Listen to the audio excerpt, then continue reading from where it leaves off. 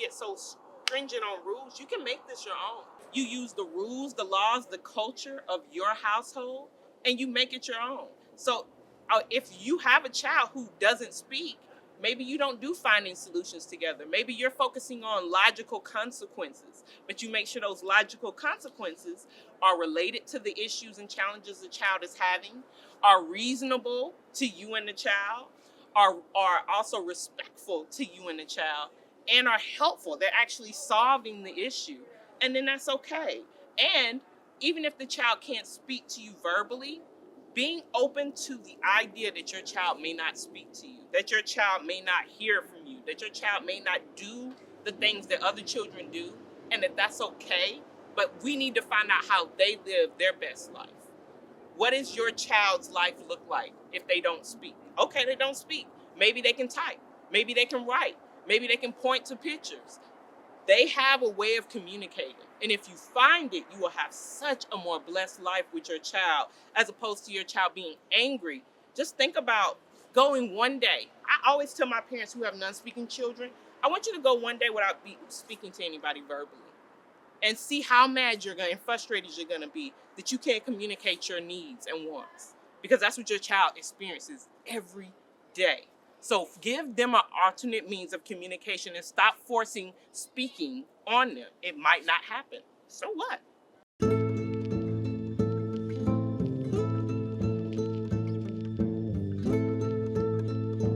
Well, Health Alert, recent studies indicate autism is now more common among Black and Latino children than white children in the U.S. This is the first time we are seeing a distinction based on race.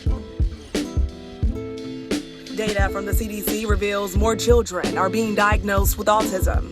In fact, among all 8-year-olds in the country, 1 in 36 had autism in 2020. And we believe that this very likely stems from not receiving services earlier. Some of the characteristics of autism, such as limited speech, repetitive behavior, hand flapping, or an inability to process social cues.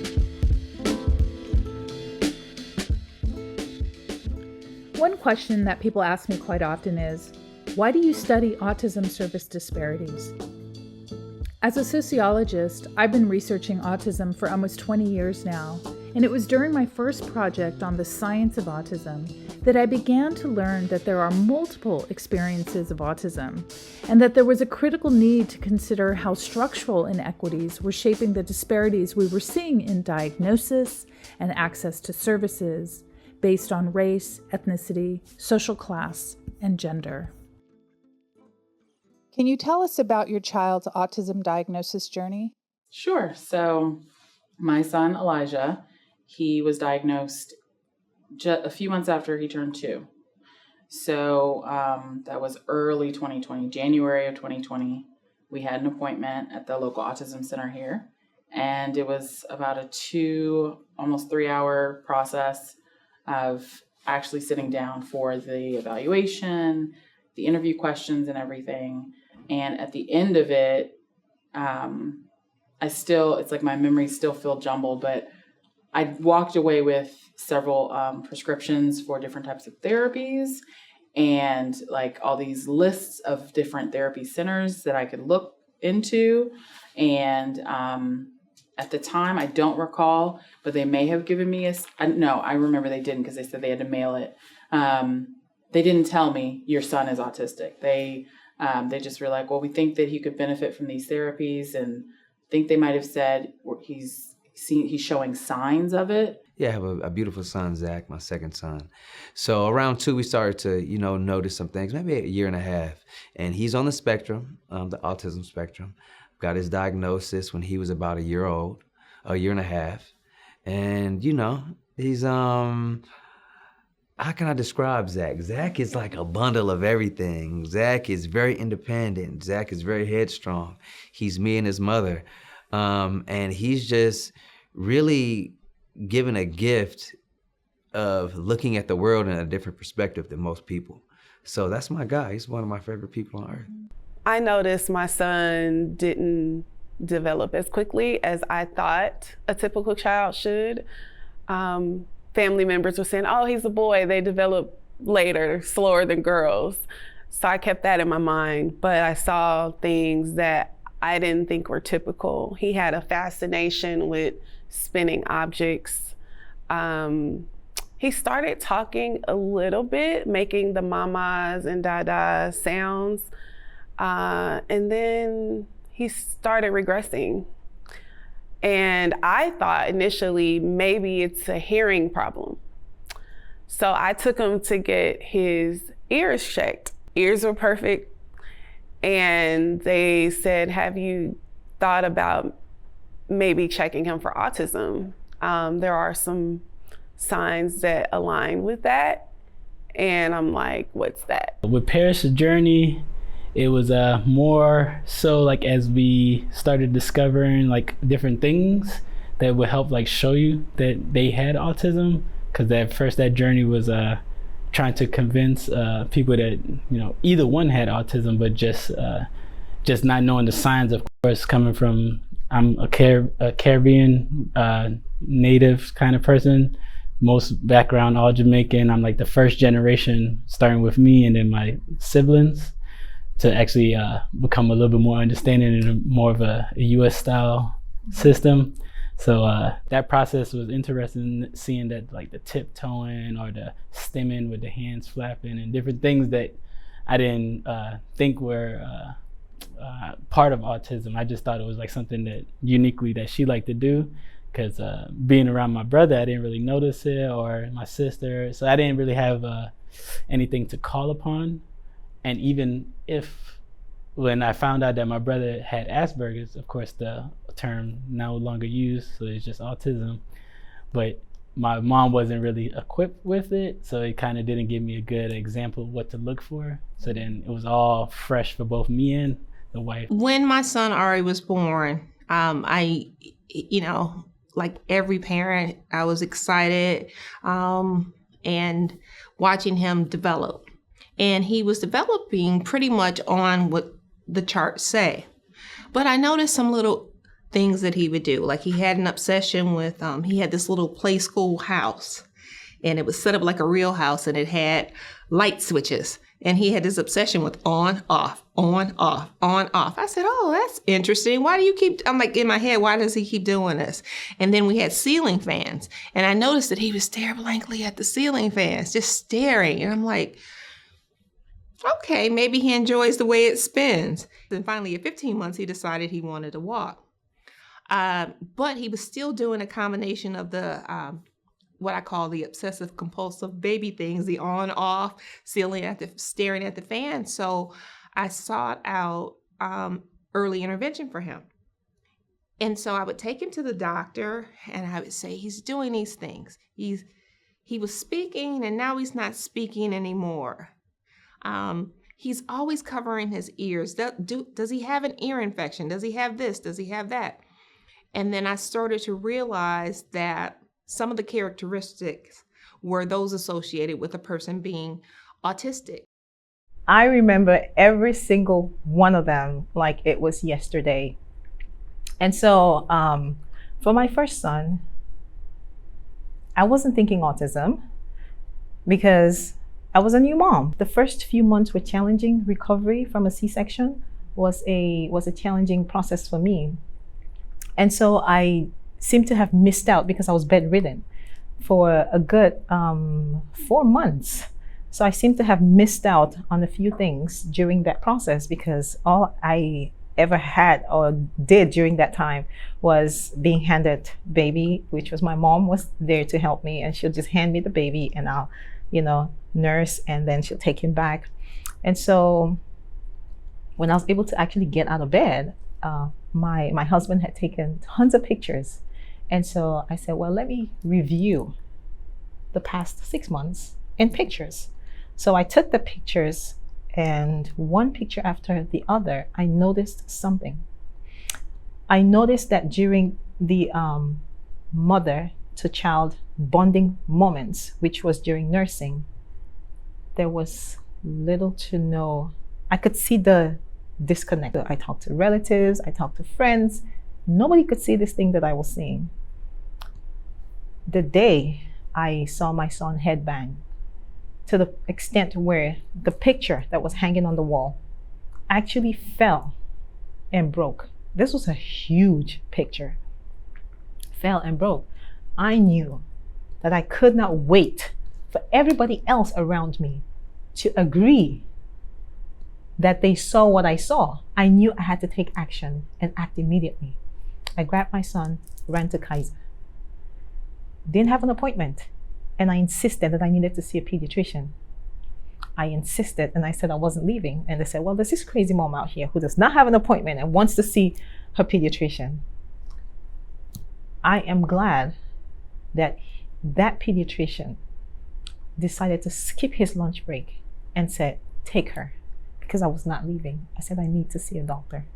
And when I saw him, I told him, I said, my son is doing, these are the things that I'm seeing. And I listed them. And once I listed every symptom, I said, it is autism. And the reason I know it's autism is because my textbook says so. And he said, what textbook? And I said, my medical textbook. And he said, you're a doctor? And I said, yes, I am. He did a quick, I would say a short assessment. And he said, I think you're right about something here. Paris being around like 3 months was when I noticed that she did not give me eye contact. I was one of those parents who, did a lot of research, try to do activities, even with their 3 and 6 month baby. That was me. And so I would notice that, and I have videos of trying to do activities with Paris and noticing that she doesn't answer to her name, or she doesn't follow your hand when you point to things. And the military doctors there were just like, oh, well, you just hold on and wait and hold on and wait. And I kept being like, because I had subscribed to a system called Kinedu, and they had like a set of daily activities for me to do with Paris that they said would help to build to milestones. And I was seeing very, very obviously every week that she wasn't hitting the milestones that it was set for her age group. And so I was voicing my concerns. They kept saying, hold off, hold off, hold off. And so eventually I told my husband I was getting really frustrated. And then we realized I was pregnant with Riley, which is a whole nother conversation, has nothing to do with this. So then, my husband said, I don't think the military is gonna allow me to be the father I wanted to be, and he decided to get out. And with him getting out, we said, where do we wanna go?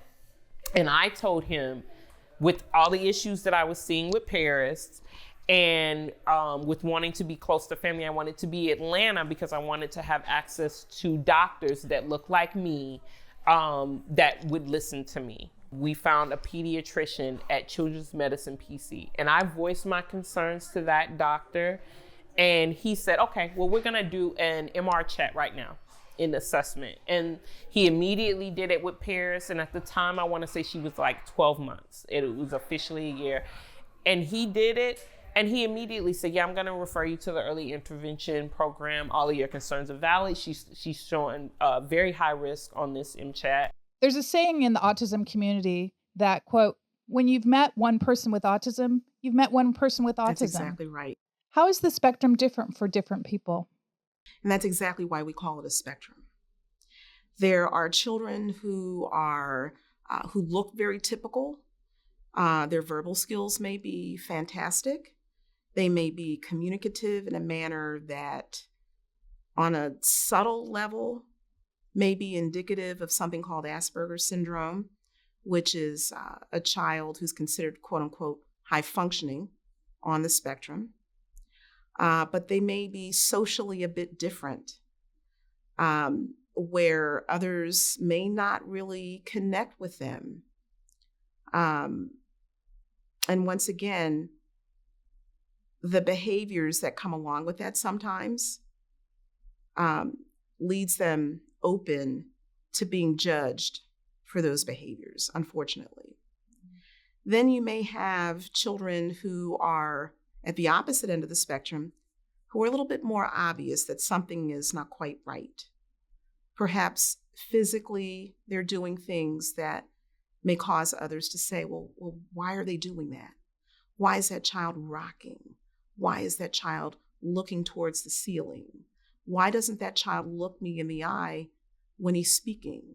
why does he fidget with his fingers? Why does his voice sound so juvenile?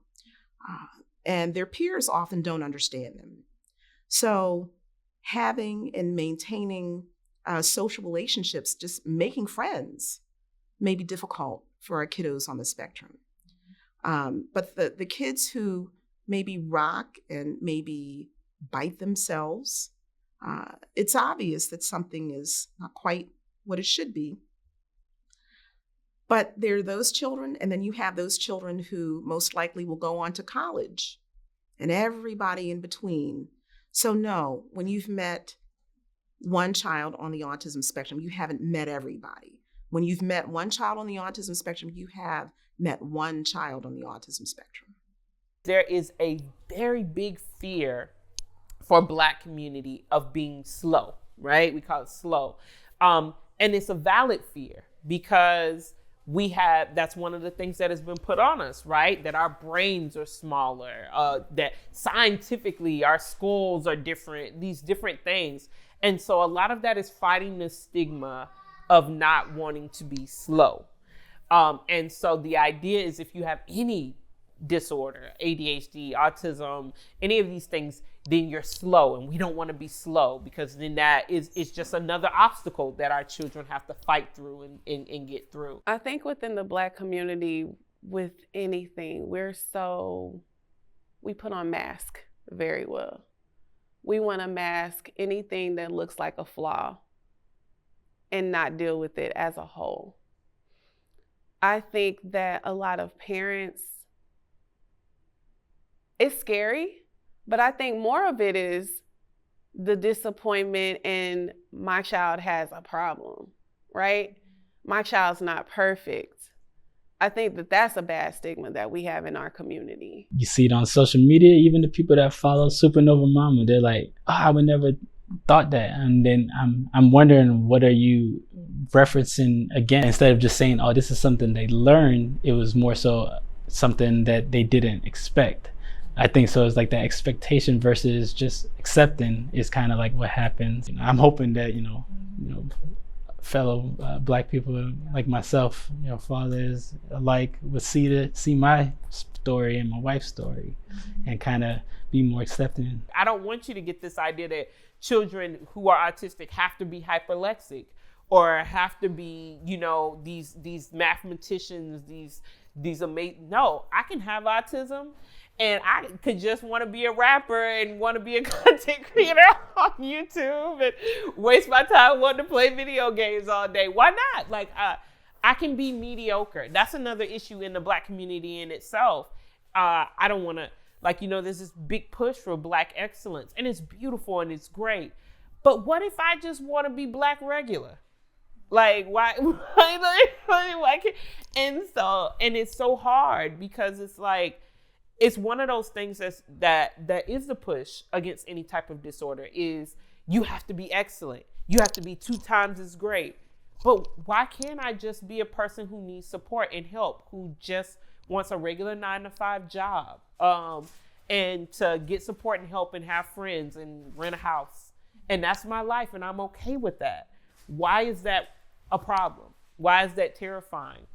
And I talk about that all the time with because my mom is like, are you worried about when they become adults? And I'm like, no, because I spent those 7 years in the military to make sure I could give them the support that they can have. And so, parents could want to be a refrigerator repairman. I'm just going to make sure she's at the best tech school possible. She could want to be an artist. I'm going to make sure she's at the best art institute possible. She could want to be a chef. She doesn't have to want to be a scientist, a doctor, a lawyer, you can just want to be a manager at Walmart. You know what? Let's look at some managerial things at a community college. I don't care. I want you to have a life and to be secure and happy and social conscious and respectful and kind and loving. And however that comes out is fine. What types of challenges did you encounter accessing services?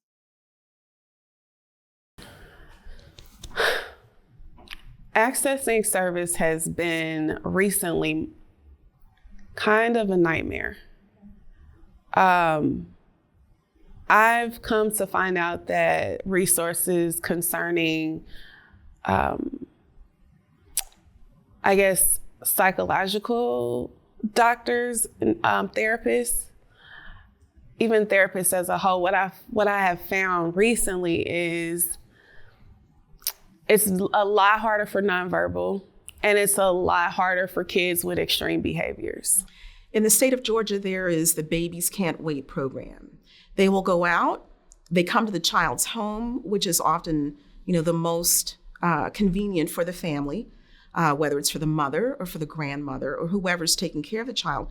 They will go into certain daycare situations and evaluate the child and provide services. There's something called special education, where they will interact with the child in a therapeutic way that is more typical of the way children should be interacting, and just kind of foster that. There's speech therapy, there's occupational therapy, there's physical therapy that Babies Can't Wait will provide. The only difficulty is oftentimes they will only provide one service at a time because they don't have enough providers, and there are long wait lists sometimes. The biggest part for us has been co-pays. We are in that direct low middle class, working class area where we don't qualify for Medicare, but we spend a lot of money paying for medical care. So in the beginning of the year, your children are going to speech therapy twice a week. So there's usually, because they're so young, so it's 30 minutes 2 times a week. And then your children are going to occupational therapy at least once a week. And then if they have any type of physical delays, they're going to physical therapy once a week. And so all of those have co-pays, usually $25, $30 if you have a really great insurance, and sometimes $50 to $90 if you don't have such a great insurance. And you're having to pay that for every visit. And so we usually meet our deductibles in like the first 3 months, but that January through March time frame is just thousands of dollars out of our pockets immediately just to make sure our girls get the care. And so we're looking at the fact that, especially for Paris, she's not going to be able to go to public autism school and get the nurturing that she needs, along with the support that she needs for what they call behavioral issues. And so right now we're looking at $12,000 for a private school autism tuition, along with the $12,000 that we are paying on medical expenses, because guess what? She's still gonna need to go to occupational therapy and speech therapy because she's still minimal speaking, she's still a sensory seeker, she still has autism and needs support. Can you describe your experiences getting services for your child in school? Yes. It's been interesting because zip codes matter. Zip codes matter for a number of reasons. When I lived in Georgia, he was in a autism class, but it wasn't the best. It just wasn't the best because the teachers weren't what I consider to be as prepared. I'll go back. When he was forced to go into school, his very first teacher, a wonderful young lady, she worked with him so hard, and she had a background in special education. And so it was her who actually got him to talk or say things that made sense in my world. And I remember having that first parent conference, and he walked into her room and she goes, "Ari, what do we do every morning?" And he goes to his desk and he gets the thing and he puts it by, the date and by, I'm like, and then after we finished the whole parent thing, he looks at her and he said, bye, Miss Megan. And I'm like, and I just started crying because I never heard his voice. Unfortunately, he went to someone else the following year, and it was just like chaos. I have seen cases many a times where that teacher has little to zero understanding of autism. They know the word, But the mechanics of what is ahead of them, they have no idea. So there are challenges there. It's a good thing that the school added that category, autism, to be able to accommodate these kids. Some counties are doing way better than others. Some counties are struggling in that area when it comes to addressing the needs and accommodating the child with autism within the educational system. And some counties are excelling in it. I think they can all learn from each other. Because we can't just send all autistic kids to one county. We can't do that. So all counties need to figure out, what is this county doing that, what can we do? Or how can we help? What is this county doing that we're not doing? Families are kind of left with trying to figure out, what is it that I need to do? How can I support my child? A lot of families also aren't aware of kind of the school system's role after their child turns 3 years old. And quite honestly, many of them are turning to services like ABA because they've had negative experiences with the school system.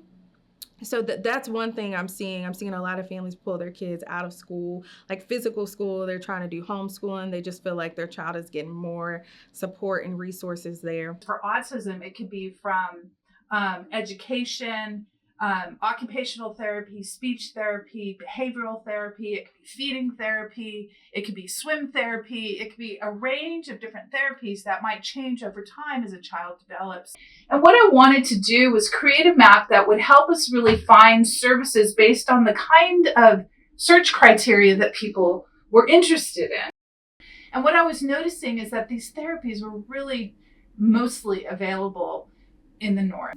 We could see that the behavioral therapy, so this is the dividing line in terms of I-20, and we could see that the behavioral therapy is centralized inside the perimeter in the North, but if you zoom out a little bit further, you could see that it is very much tied within these suburban areas. The state of Georgia is segregated, plain and simple. North side, for the most part, is where the wealthiest people live. The south side, there are people that have money, but there's a lot of income disparity. I live on the south side of the city, and I love my neighborhood. It's a wonderful neighborhood. But when I went through that list, and it was like 3 separate lists of therapies, like physical therapy, occupational, feeding and speech. And I think there might have been an ABA one too. So like 4 packs of just pages. And I said, can you tell me where to go? They said, we are not allowed to tell you where to go. We can only give you this information of the options. The first 3 places all are in home or in community, but then I go, zip code is 678. Okay, girl, you in with that? Then the 4th one is in Roswell, which we know is far from where I live. There's another one in Atlanta. Oh, second page. So yeah, it is double-sided. That was the other thing, it's double-sided. So I found that there were only 2 centers that were in the area. I can't remember if they were speech or the ABA, but that doesn't matter because when I called them, no one called me back, no one answered, and the reviews were horrible. So I said no. But I knew that if I went to certain groups, I would find the answers. So that's what I did. I logged on to Facebook. I started searching in the groups for therapy, speech therapy, ABA, and I found tons of recommendations, and they were all on the north side. I think kind of there's research to show that there's racial disparities in diagnosis. So I have recently seen a lot of individuals who were diagnosed with everything else, ODD, oppositional defiant, ADHD, schizophrenia, bipolar. I've seen young kids as age of 6 with schizophrenia, bipolar, all of these things that we typically wouldn't diagnose a young child with before autism. If they're lucky to get to a provider who will look at the big picture, then they may get an autism diagnosis and get some additional services. But before that, they're routed into juvenile justice, they're routed to psychiatric hospitals, and they're kind of getting this really restrictive care due to not having access to someone who can look at the whole picture. We do see I have seen lots of individuals who, with or without autism diagnoses, have involvement with the criminal justice system. And when you look at it, it's kind of, hey, was this intentional, or was this just a lack of support, a lack of everyone else misunderstanding?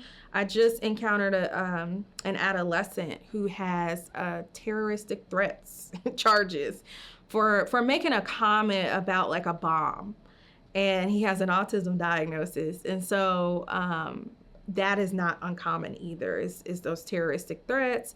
And then now we have criminal justice involved. And I've seen families where they can't pay the fees associated. So then we're on probation. And it's just kind of this chain of where we know that people are being held responsible or accountable in a system that they probably should have never been in. And it just creates, now I can't get a job, and now I don't have social peers, and now that limits where I can live. And so it's just kind of this trickle down effect from being inappropriately supported. I have noticed that Black mothers who will raise concerns about their child, especially it's worse on the Black mothers who are single moms. I have noticed that the behavioral disorder is what is being given to those mothers.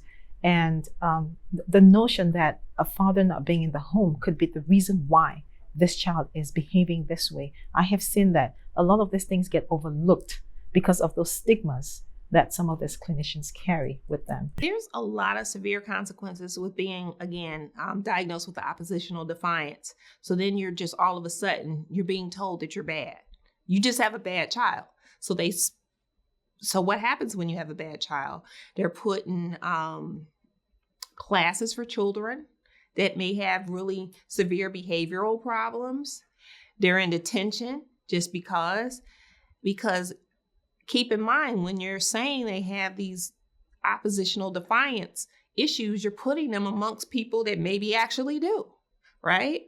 And so they're picking up those behaviors and they don't know any other way to act. Families are concerned about accessing crisis services or letting their child go out and engage in other activities, so they become overprotective, which causes its own set of boundaries. And so when we're looking at treatment or support, I like to call it, is how can we focus on skills that you feel would make you more safe or your child more safe? Or what are some things we can put in place? Do we want to talk about reverse 911 or developing relationships with your local law enforcement, or you're, creating a medical passport so if they do have to go to the hospital? So those are things that I acknowledge, I think, in targeting them so that it's kind of socially significant and meaningful for the family. I think we have to make things meaningful for families, or else why are we doing it? When I started my journey with autism, the one thing I told a friend of mine was that I have made the conscious decision to forgive ignorance. And so I have to teach my children that, because my 7-year-old daughter, she would come home and say, oh, they went to this park or they went to this birthday, and this child kept looking at my big brother and asking, why does he walk on his toes? Why does he hum? Why does he? And she would ask me, why is he humming? I'm like, you know what? I'm not sure why he's humming right now, but let's figure it out together. So we go sit around him and we try to figure out, how does that make you feel? What is going on? Sometimes do we get answers immediately? No. There are times when she's like, well, he's never going to answer. I said, listen, you have to be patient. You can't give up on Big Brother, because if you're not patient, you can't expect the world to be patient with him. It starts in here. So all I do is give them just the basic foundation of life, just being human. Because first they have to understand. If they are able to understand one another, society will be easy for them. Well, not easy, but it will come. They'll be able to maneuver the challenges that come around. But so yes, those are the things, those are the tools that I try to instill in them. It's just being human. It still bothers me to this day as a Black woman that every Black parent, no matter whether they have a child on the spectrum or not, they have to have these talks with their children continually from birth throughout a lifespan of what to do when you encounter the police, when you're in this system, when you're doing that, how to code switch. It's cumbersome. So can you imagine when you have a child that's on the spectrum who may have processing disorders and you're trying to explain all of that stuff? So I get it. I mean, I get why parents are emotional when they go there because there's so much to process. You know, you go from, oh, he's so cute, right? To he is a young man and it's a threat. I'm afraid of my son getting hurt and I'm afraid of others getting hurt.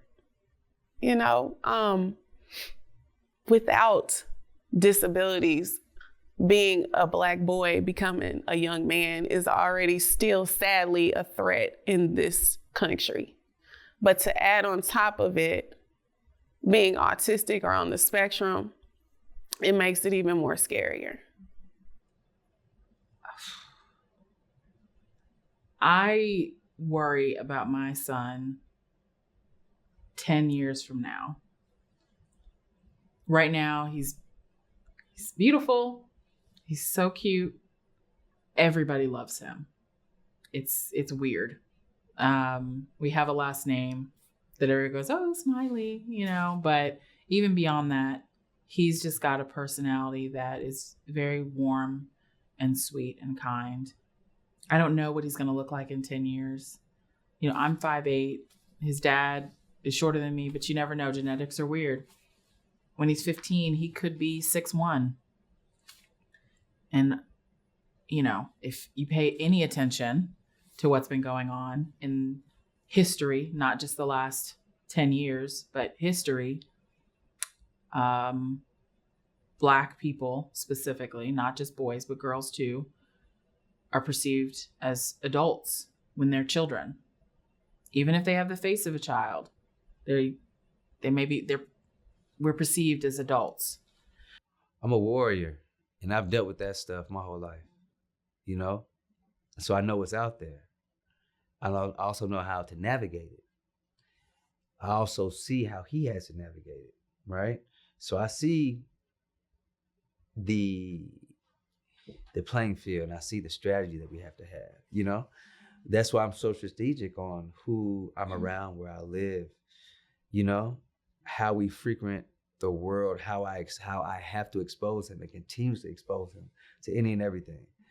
You know, that's the blessing of just being able to move how we move, because he's able to see things and he's comfortable in all types of situations. That's the first and foremost, you know, knowing that he's comfortable and know how to navigate.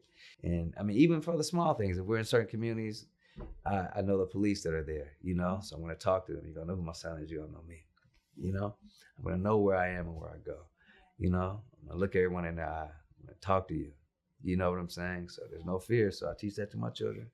And I think that's the way we move. And I think if we do that and just be very aware of what's going on here in the world and just stay educated and stay out in the world. So he is practicing moving in every situation, because with Zach, it's about practice. I can tell him is one thing, but with Zach, I have to take him and show him. So I can tell him about, you know, or talk to him with his siblings about what's going on, let's say, you know, with the government, the police, you know, but with him, I had to take him out. You got to see him, got to be around him, got to talk to him. You might have to be in a situation that's uncomfortable. You might have to be around two situations that are great. You get what I'm saying? So I think as a parent with a child with autism, a Black child with autism, it's about me really just guiding him by his hand through these situations. So I just got to keep on my running shoes and keep moving to take him with me everywhere. So that's the only way to navigate that. If I talk to him, I'm not listening. He's not listening to me. Can you tell us about the mission of the Color of Autism Foundation and the types of services you provide for families? Sure. I started the Color of Autism in 2009 to end the disparity, to get more Black children into early intervention programs so that they could thrive like their white peers. Because what I found is that Black children were getting a diagnosis once they were in school, right? They were in school and it didn't get addressed until they started to act out. Through our Spectrum of Care program, we offer peer support services. We offer parent training, which is a 5-week quarterly training that our parents have to go through for 5 weeks, and they get to meet practitioners that look like them. Part of spectrum of care and what we call a circle of care is the parent, the practitioner, and the school. We want them to have open communication freely so that way they can be there for that child. They are, they're the support system for that child. So they have this YouTube channel of these like parents talking to each other. And I watched one interview and I was like, this is amazing. And then I found the women, and then I watched another interview and I just was like, I'm not alone. It's like I knew that there were other moms like me with autistic kids, but I didn't know anyone in my immediate circle.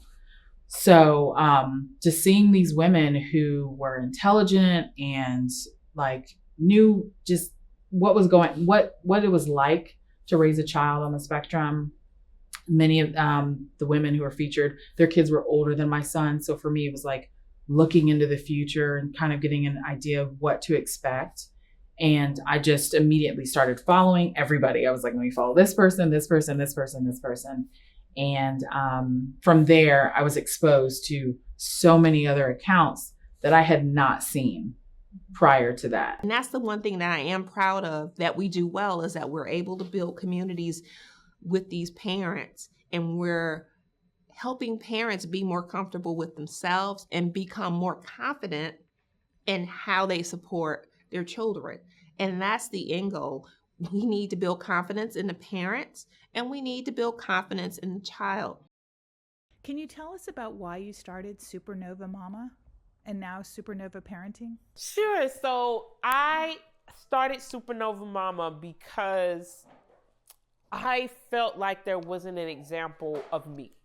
And what I mean by that is not even just, autistic parent, because I started Supernova Mama in itself before we've realized we fully had autism and everything. At the time, it was a blog.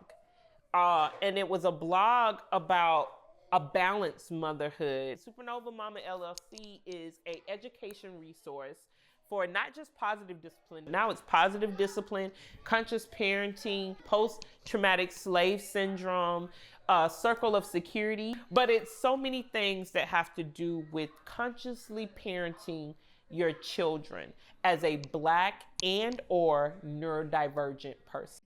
What lessons have you learned, and what advice would you like to give to new parents of a child with autism? What I would encourage is find advocates. Find advocates, because you're not going to know everything. Don't take everything upon yourself. Yes, take it upon yourself to learn as much as you can and be supportive as you can. But don't put it all on your shoulders. Find, even though it might be hard, find those people who know the law, who know what should happen in the school system, who know the resources that you should receive. Find those parents, those legal advocates, find them and utilize their services early on. The earlier you get help, the better it is for you and your kid. For families, the first thing I tell them to do, or I encourage them to do, is to connect with another family with the same lived experience, because it can feel can feel isolating. You start to question things. So that is the first thing, is connect to someone who has a similar experience, right? You're not doing this alone. That's number one. Through that, I would also say empower families to ask questions, empower them to question their physicians, question their providers. And sometimes that takes teaching them to question because they don't know how to do it, and that your child, or your loved one, or yourself. And a lot of times we are encouraged to oppress that instinct. So, families will go to their pediatrician and say, hey, something's a little off. Oh, well, they'll grow out of it. They're just a boy. You should challenge that, because I think we know instinctively there's something, right? And so I always start with empowering families the best way that I can. And if I can't do it, who do I need to connect you with that can support you in a meaningful way? And so it's a communal thing. That's it. It's community. It's communal. And anything opposite of that will make you not feel the best, and then you need to do what you need to do in order to get your needs met. There's nothing wrong with them. Just acceptance. Every brain is unique. That's the best part of neurology. Is like it's just new information always out there. And even if something that we currently have as a scientific fact right now, it will continue to grow. So it's always just be more open-minded and acceptance of the information you hear. Don't look at it as an attack or take it as a negative thing. Embrace it, enjoy it, because some of the ways that you're raising neurodiverse kids, I feel like all kids should be raised the same way, because we overemphasize in neurotypical parenting and like Montessori, like the need for emotional intelligence, the need for like all the basic stuff, like the sharing, all that is a little bit magnified when you have neurodiversity type parenting style, because you're not sure which part they are grasping, because the journey, as you're learning them, they're learning you. So it's just always be open to accepting, don't take it personal. Nothing is wrong with them. There's no mistakes. Sometimes it's just genetics. It's just life. There's all uniqueness happens the same way. Even if society says otherwise, your child is perfect and they just have different brains. They process things differently. And in our community, that's not necessarily something we talk about a lot. And I'm personally trying to do what I can to help with that. But what I would say to any parent, specifically a Black parent who has a child that's diagnosed with autism, just take it one day at a time. You're not going to know everything all at once. And just breathe, because it's a journey. And don't be afraid to ask for help from strangers and people that you know. And if the people that you know can't give you the help, do everything you can to not take it personally. And if you do take it personally, just step away and take a break. There's other people out here dealing with this that you can talk to. And it's okay. And that a lot of us are uncertain on how to feel about it, and uncertain on if we have a community to talk about it. It's hard to, as with most men, it's more difficult for us to talk about situations that we're emotionally involved in or uncomfortable about. So, it's magnified when you're talking about your child. So I think that that's the one thing that I wish I knew when I was first dealing with this. Because again, I'll tell you, it was hard for me in the beginning.